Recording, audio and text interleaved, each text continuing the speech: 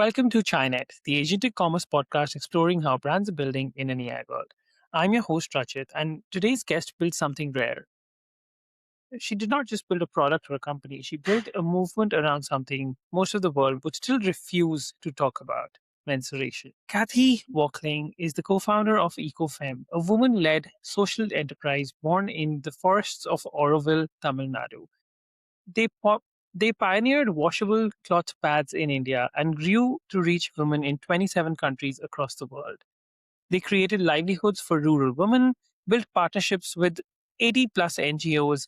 They ran free education programs for girls across the country and proved that a business can be both profitable but also deeply purposeful, both at the same time.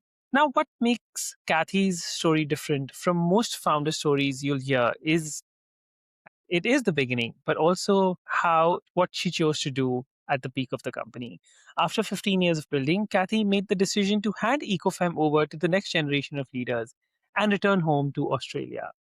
This episode is about building EcoFem, but also about that decision, what it takes to build something that becomes bigger than you, that outlives you, and how do you know that it's time to hand over the baton to someone else? And of course, it's about what you carry with you from a company you've built when you decide to walk away. So let's welcome Kathy to the stage for this very interesting episode today. Hi, Kathy. How are you doing? Hi, Rachid. I'm very well. Nice to be here with you. It's nice to have you on the podcast as well. I'm very excited for this episode. This is probably one of the most different episodes we've ever done before. So, Kathy, let's go back. Let's go long back first, and if you could, give a small background of how EcoFem started, because I think it was a very personal experiment in Auroville which you did. And by the way, I've been to Auroville, and that's it's one of the most, I would say, pristine locations in the country. I would love to, get an opportunity to stay there for some time as well. But I hope I do sometime in later in life. But yeah, but let's start with the EcoFem story. Sure. Yeah, well, obviously, I'm not Indian. I'm an Australian, and I moved to the international township of Auroville in 1996, so about half my life away. And yeah, Auroville really was the kind of, I think, genesis of EcoFem, because for anybody who maybe knows or doesn't know, I mean, Auroville is a very unique place, and it's a spiritual community, but I think it's also very much founded in ecological principles and a recognition of interconnectedness of life. And moving to Auroville, I was really struck by obviously the natural beauty of the place, but also the very personal challenge of dealing with sanitary waste was very confronting. And being given a mumpty, as they call it in Tamil Nadu, one of those digging things, and pointed to the forest as the place where I could, dig a hole and bury my sanitary waste. Right, That was a real kind of wake up moment, and the realization that, yeah, we do have a problem with waste disposal in general, right, and that sanitary waste was a particular issue. So I think that was really the birth of EcoFem in some ways, because I was looking for alternatives and found my first cloth pad in New Zealand on holidays, and it was a very much a homemade, unbranded product that was probably just somebody was making it for her local community. But I bought the right, product and really connected with it and could feel that it offered multiple benefits. Obviously, the waste problem would be mitigated by washing and reusing the cloth pad, but I also understood how this product was a doorway sort of for closer connection to myself. Yeah, so, and also just the economics as well, and realizing a reusable product would save money. So, that was the sort of start of in EcoFem in a way. And it dovetailed about 10 years down the track. I started to work with an NGO that was looking at we're trying to provide income generating opportunities for rural women who didn't right, have much education or skills, but they were learning tailoring. So at that point, I started to think about how we could potentially train them to make a cloth pad and really work hard on the whole marketing and communication side of the product. right. I think that was in 2009. I lose track of years. So in 2009, we really Right, started to try to right. That's when you met your co-founder, and then you Yeah. It Okay. was really turning it from just a kind of pet project to Uh, into a real enterprise at that point, and that uh, was when we seriously studied design and marketing and branding and the whole thing of building this into a bigger project. right. And how did you actually pet project makes sense, because as it is, and Auroville as it is, it's a community in its own. While you were there, let's say 2009, for example, when did you think that okay, this can be something way more bigger than just a project in Auroville? Yeah. Um, it was interesting timing. I think at the time I had no real understanding of what the kind of product position would be in the Indian marketplace. We were Hmm. just doing it more or less for fun, and in particular at that point, realizing that we had access to some potential markets in the West, Right. niche market, women who were interested in something that was that would provide local livelihood, that was good for the body, good for the earth. We sort of felt more confident Right. in the international market. But actually, because we were in India and because especially the waste problem was really so Hmm. visible in India, we were very curious to see whether the product would take root. And as we started to just ask questions and learn more about how was menstruation perceived, what were women, girls using, and then our learning just increased exponentially. And we realized that it was just on the cusp of disposable products really gaining traction. There was a lot of advertising, a lot of kind of media narratives starting to develop around this idea that girls were dropping out of school because they didn't have access to products. And we were just at the beginning of that wave. I think the government had just started to introduce a free sanitary napkin disposal scheme. Correct. I think it was around that time Yes. when that Yeah, around started. Right. 2010, that was just starting to gain momentum. So it was Right. interesting timing. We didn't plan any of that, but we saw the linkages. And I think that's something where I always really attribute to Auroville was really kind of, in a way, being trained organically in systems thinking and looking at linkages. And I saw all Right. these things that were coming together, the market landscape, lack of alternatives, the pollution Hmm. issue, Right. seeing the opportunity through working with this NGO to work with women who were looking for income generation. So it was just all the ducks lined up in a way, and we just saw the chance to really run with it. Run then, right. So, it's around that time, and even now, the modern solution is usually being pushed as like disposable pads, right? Like, how did you at that time? How did you even get in the market with reusable cloth pads? Like, how wasn't did you not get initial pushback that disposable is the way to go?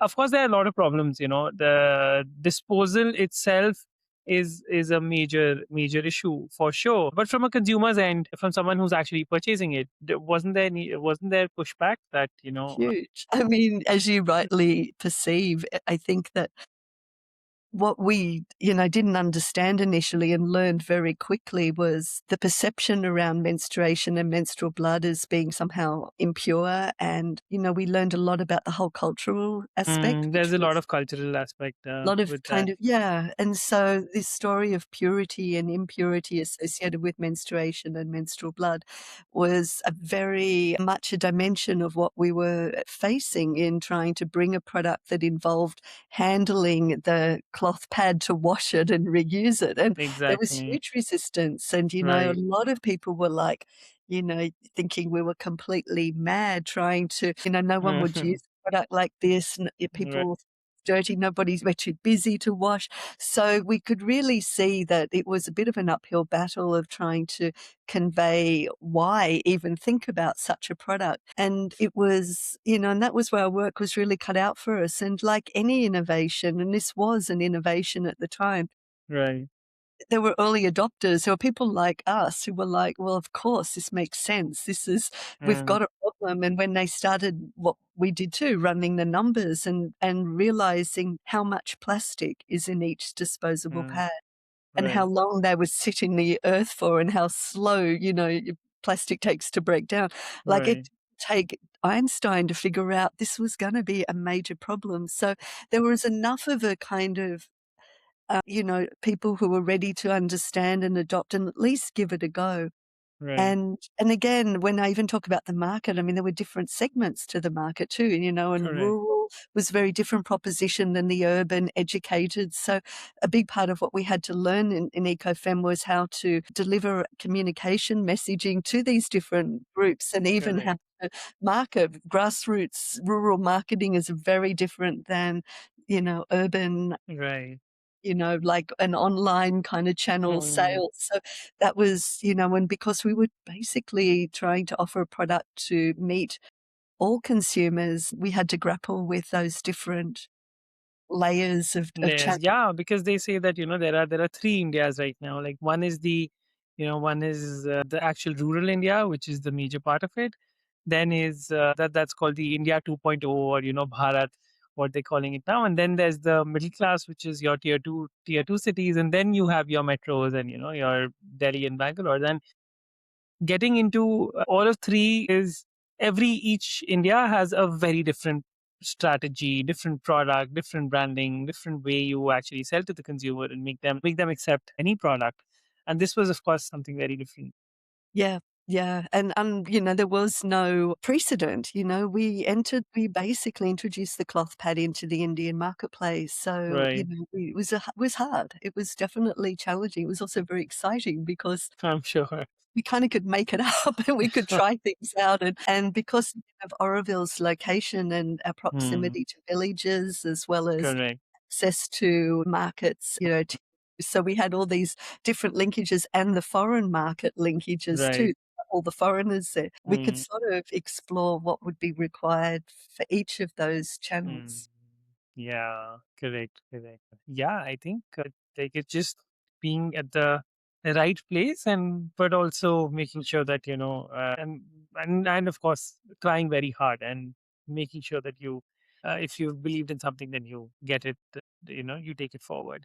But if you go back, what do you think initially, like when you were going 0 to 1, which was the hardest part? Was it the getting rural India to accept the product? Was it online marketing? Was it like which part do you think was like this was the hardest out of all? Oh, that's really hard to say. I think we Hmm. had a really charmed start. I think we Hmm. just somehow every aspect had its big challenges, but somehow we had the people, the resources, and maybe the patience to sort of crack it. Right. But what got very difficult, I think, was the pace of change in the market. There was Hmm. just suddenly we were facing a load of, competitors or, new markets coming onto the Hmm. or products coming onto the market. Right. And also, yeah, challenges that sort of came up around the time of COVID and how that impacted supply chain and distribution and also the shift to digital marketing. And we just, we were not quite ready for that. Somehow, we were started off doing, a lot of stuff in-house with our social media. We, started with Facebook and then got into Instagram. But Right. I think the pace of change and the evolution of online marketing became, it outpaced us. So that was really hard. Yeah. To stay in trend with how the market is going. Yes. And That's right. especially trying to do it at the way we were because, we were always a social enterprise and we were very much value driven and Correct. really trying to do it with, we much more from the beginning, we always said the mission was bigger than the brand. And, we didn't want to compromise on things. For example, we went for organic cotton. We really spent a lot of our resources on people development and building networks. And that created a very strong kind of culture Right. and brand identity initially. But at a certain moment, the market just whooshed ahead and suddenly the kind of, the price sensitivity became Hmm. more and more acute. And there were many ways in which doing this kind of intimate, small scale, values driven organizational approach was sort of to feel a little bit like quaint, but, Fine. we were missing the boat, if that Hmm. makes sense. Right. Yeah. Yeah. Because and while building it, you were at some point you also decided that okay, EcoFem would continue, but it would, but you would want to hand over the patent to someone else. Like, what was happening in your life when that decision made a lot of sense to you? That okay, let's hand over the patent, let's go back home. Yeah. I mean, that it was an evolution over a couple of years. I think, as I mentioned, COVID was when we first started Right. to recognize that we were hitting sort of challenging waters and, recognizing the complexity of challenges that we were facing and, trying to make sense of which which problem area to sort of address first Right. and, where we'd need to pivot and, we realized that, like, was it product? Was it trying to innovate new products and build more of a product base? Was it, really concentrating on certain market segments more than others?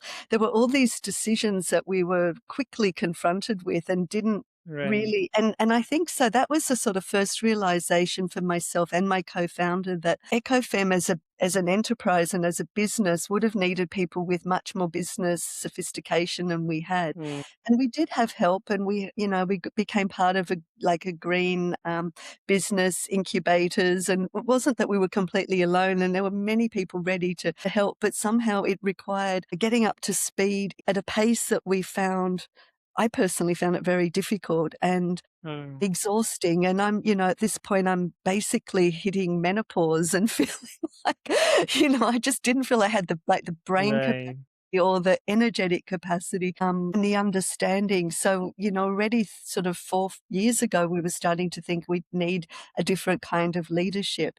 And Mm. then we were trying to find that leadership in a place like Auroville, which itself was going through a big challenge. Auroville's been really struggling over the last years. And there's also kind of more and more people who are leaving for that reason. That was also a factor why I left. Mm.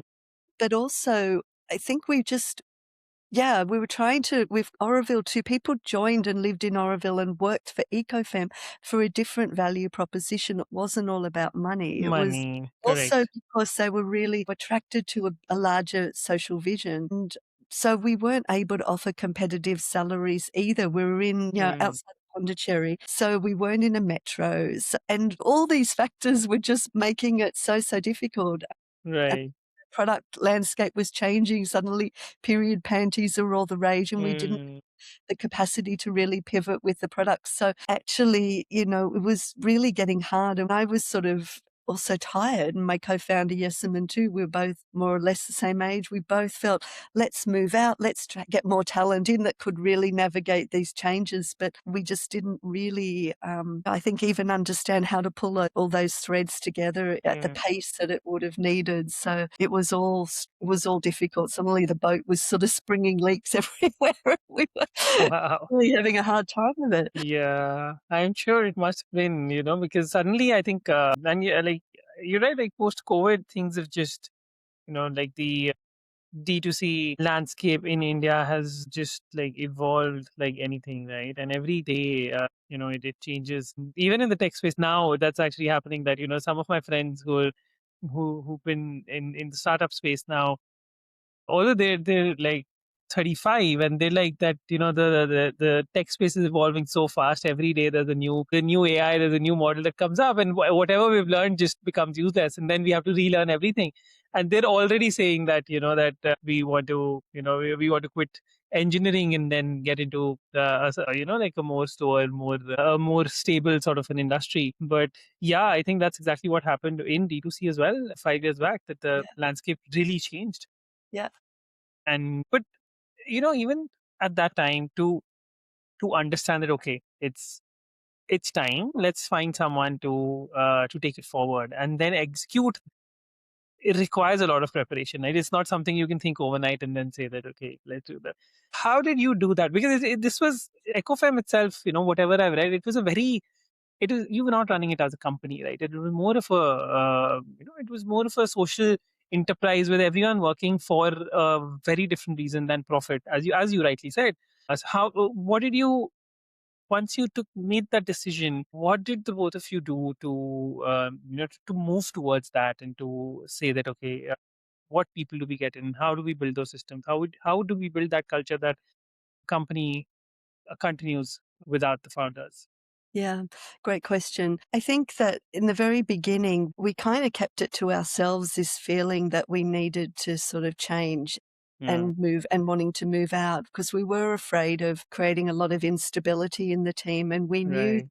that the role that we played was beyond just boss, I mean, it was never I'm really sure. even that. It was like it was a company, it was a community, we would like It was a community, yes. It was and not a company. it was really built on love, like, that was the core value that bound us together, and we felt deeply committed to the whole everybody, and so somehow I think the first year we just naively sort of thought, like, something magical would happen and it would sort of sort itself out, and nothing was shifting, and we were getting more and more burdened and pressured, and we realized we had to take active steps. So I think then this was about just over a year before we actually stepped out, which I think was an incredibly short runway, and Mm, I wouldn't even recommend it, but we were already starting to feel ourselves hanging on by a thread. So the first right. thing we did was put a team together to help us in this process of succession planning, and we got 3 people to just work with us, said, "We want to get out and we need help. We don't know how to do it, and help us figure this out." We had some pretty intensive meetings and or even a sort of residential retreat where we really went into planning where we wanted to be and starting to build a roadmap for that. And then we started to Mm, sort of plan a strategy whereby we first of all communicated it to the team. And it's a day I think I'll never forget as long as I live because it was so emotional. I don't think the girls, and they were all women actually at that time, nobody imagined that there would be a day when we wouldn't be there, we were kind of like mum, yeah, and I'm sure. suddenly, we're talking about leaving and, Mm, there was a palpable sense of grief and a lot of tears, and and it was really painful because I think that was the first time it really hit us that this was gonna be a hugely emotional yeah, journey. It wasn't just a mechanical thing of finding a replacement and, building systems. It correct. needed that too, but it was more the human level of how did we navigate the emotional impact and Uh, give people and prepare the team that, if you want this to go on, then the whole culture of the organization needs to really shift from being entirely embodied in the founders to right, carried by the team. You're the custodians of culture going forward, and EcoFem will change and it will lose something, but it can gain something. And then, we sort of went through it. We worked a lot on systems for handing over. We looked and searched for new leaders. And then I think 2 months before our set deadline, we still didn't really have a solution and we were quite right. desperate. And I was at the point of saying, then maybe we just have to close it down. We've Mm. got this problem, this problem, this problem with this problem, and, we need out. My co-founder was already actually quite sick, we both couldn't carry it anymore. It was like carrying a boulder and it was crushing us. And so I proposed even to close it down, and I thought, well, things live and they die. That's also a natural cycle, and things don't have Right. to last forever. So that was sort of my philosophical perspective. Take on the situation. Yeah, but nobody wanted it. People were looking at me like, "How can you, you wanna kill your child?" So it was really I said, "Well, fine, but you help us out here, like, how are we gonna do this?" So, I don't know, I think that was a moment of real crisis, and then at that moment, a couple of people who had more senior roles within the team said, "Okay, let's give it a go. We'll try it out. It won't be, it won't be you guys. It will be different." But they didn't want to see it collapse and they could see that the team were Right. very much wanting it to go on. So that was a turning point. And then we put Mm. everything we could into those new leaders to help them feel ready, which, Really? Wow. So yeah. they were basically senior leaders from your own team who stood up and who took the Yes. bait. Even there, we didn't have enough middle management really established, so it Right. this is what I mean. I think in an ideal world and so in a way, like, I don't know, I started to get very fascinated myself in learning about successful leadership transition because I think it's an incredibly precarious undertaking. Correct. And it was really hard to find sort of comparable examples. And so even the people that stepped in, they did it with, I think a lot of bravery and a lot of courage but also not necessarily, some of them were even quite new. And so they didn't have the institutional history and the knowledge and, Right. Of all course. the kind of confidence from the team that were really backing them. So there were many Mm. flaws in what happened. Not that the people themselves were particularly flawed. It was just the situation Mm. and it was really hard for them. And, but it's what it was. Mm. Right. And yeah, I can't imagine, like it's because if you're building something for 15 years, you're leading it, and you have your team, you have those people who whom you trust and who've seen you grow as a leader as well. And then moving out, of course, there's the situation itself. There's no, it's not about the who's coming in and whether that person is the best fit. It's the situation, right? It doesn't matter. Exactly. It was really, really, very emotional, the whole experience for everybody. I don't think in my whole sort of adult professional life, I've never been through anything that really kind of moved me so deeply as that, of wrestling with all the in a way, like, sometimes people sort of wonder, but how could you walk away? It was like your child. Correct. There is something in that question, I think, but and I guess we just knew we couldn't keep going and there's no other way around it. Like some people's destiny seems to be to, stay and nurture and be involved in Mm, an organization forever. But, for whatever reason, we were not able to continue. And we knew we were in the way actually. mm, So, yeah, and it right. was sad. And I really yeah, that's been the biggest sadness for me, wasn't so No, I'm much sure. leaving the organization, but the kind of ruptures of friendships and relationships that Mm, kind of went along with that. right. Right. Yeah, because I think at the end of the day, the relationships are what matters more, right? Like any Yeah, like the company or the organization and the finances, everything else is fine. But yeah, but relationships are what exactly, what and actually that's you strive as you for. say, in a way, it's almost like that's the stuff, but the beating heart was the people, and yeah, and everybody gave everything that they had to it, so yeah, it was more than a job for all of us. And after staying in India for so long and then leaving and then coming back to Australia, of course, you were not the same person who left, right? You were very, very different. How was it coming back and then settling in yet again for another new life? Like, what was Yeah, that experience like? yeah. I mean, it's been now, sort of more or less than a year since we're fully back Hmm. in Australia, and, Right.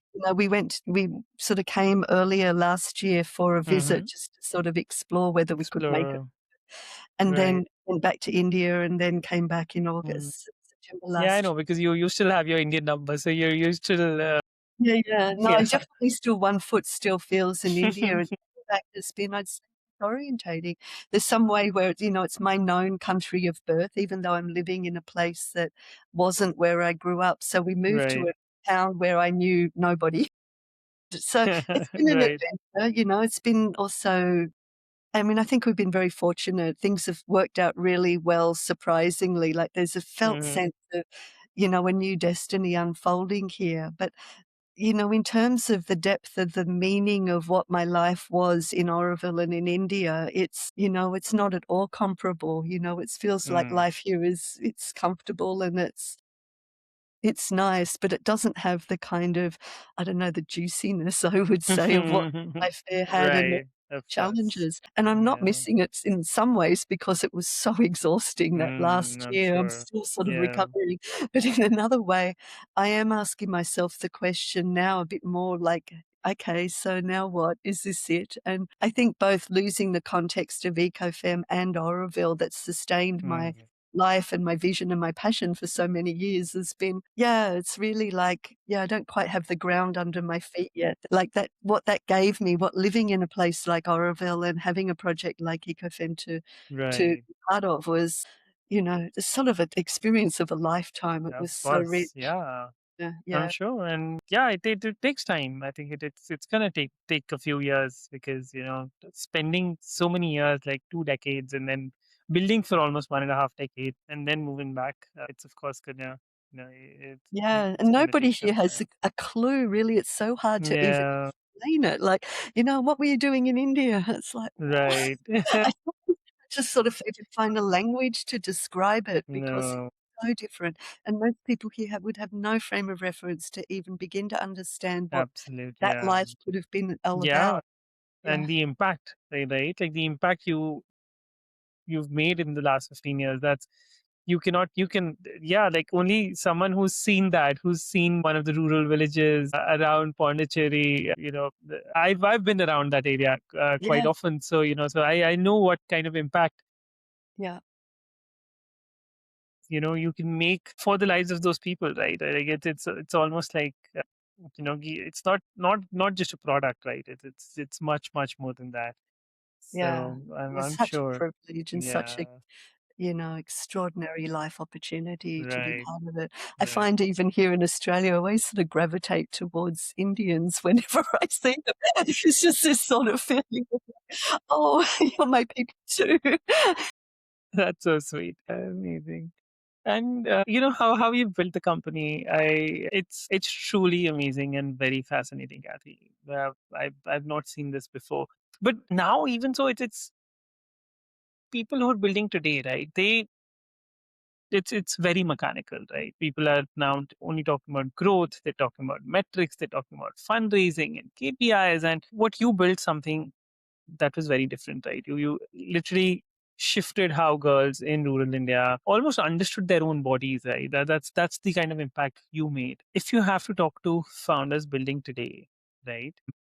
What would you tell them? Like what would be your advice to them? Mean, I can only ever speak from my own, like, perspective of like, I never studied business. I always say I was an accidental entrepreneur, and business and enterprise ended up being the vehicle and the tool to create something. And what it was a creation of was an expression of my heart and my love in a way. And in my case, it was love of the earth and love of women, and just a sort of Right. recognition. So I personally feel that if we're to sustain, I think there's two layers of it. Like one is as an individual who's creating something and wants to birth something, bring something into life. I think it's really important to really try to find the deepest place within you where your heart beats most strongly, and that because it's got to sustain you and get you out of bed, and you've got to feel excited about it, for days and Right. maybe years. And again, not to say it has to go on forever, but you've got to feel like a beating heart connection. And I think the second thing would be to also really ask the question of like, what does the earth need right now too? Because Mm, I think we are so disconnected, and we are, I think, in many ways heading more and more into kind of collapse scenarios and looking at things in absolutely. isolation. And just, the whole capitalist agenda is kind of running, out of steam. And so if we just do things for the sake of money and just for the sake of building, status or something, it's not enough. It's got to be really from the point of view of what is it that the earth needs right now as well, and find where your passion and the needs of the earth meet. That would be my advice. Like, ask the big questions. What are we here for? Mm, What are people for? What are we doing this whole gig for, as human beings? And right. when you really tap into that deep sense of, no, we're here to create something of beauty, of truth, of goodness in the world, then find that thing that really makes your heart beat loudly and give everything you've got to it. Yeah. Wow. I am sure gonna go back and think more, but I hope some of our viewers also get inspired by this. But this is very, this is very heartful thinking, and that's the best way to build an organization, right? Like not just this is beyond product market fit. This is beyond anything. This is, I would say, product earth fit, product mother earth fit, something like that, right? Like it's you need to see that what's the ecosystem, and what how can we actually make a dent in the universe, right? Yeah. What you've told us about the whole journey, what would be one thing which you think you would want to do differently? Mhm. I guess Mm, in a way, I think everything had to be what it was in the time mm, that it was. right. For sure, I wish I had better skills to navigate some of the I just felt like I was breaking eggs all the time. Right, and question. That's the best answer you could have given, that more or less whatever happened for the right reason. And yeah, and that's how it's supposed to be. Amazing, Kathy. Thank you so much for this conversation. Very genuinely, what you've built at Eco Femme really matters, and what you did did it with it at the end, choosing to put the mission above your own identity, making sure that the company has some leadership to move forward. It's amazing, and I don't think a lot of people really think that way, to build something bigger than themselves. It's a harder question to answer. I think way way harder than just building. And you have found the answer, Kathy. That's super. For our viewers, if this story resonated with you, please share it with one founder who you know who is deep in the build right now. And sometimes it's a very useful thing to understand how to exit, when to exit, and how to plan for an exit. Thank you, Kathy. Thank you so much for Thank your you, time. Rachid. And let me just say how much I've enjoyed the conversation and appreciated being able to talk from my own heart and the authenticity that you bring to these conversations. Thank you so I think much. it's a really important offering, and I've really touched by how you've engaged with me and my journey. I'm really grateful for that. So thank you. Thank you, Kathy. Thank you for your time, and yeah, wishing you the best. Thank you. Yeah. Yeah, this was Thanks for amazing. what you're doing. Thanks. Okay. Bye bye.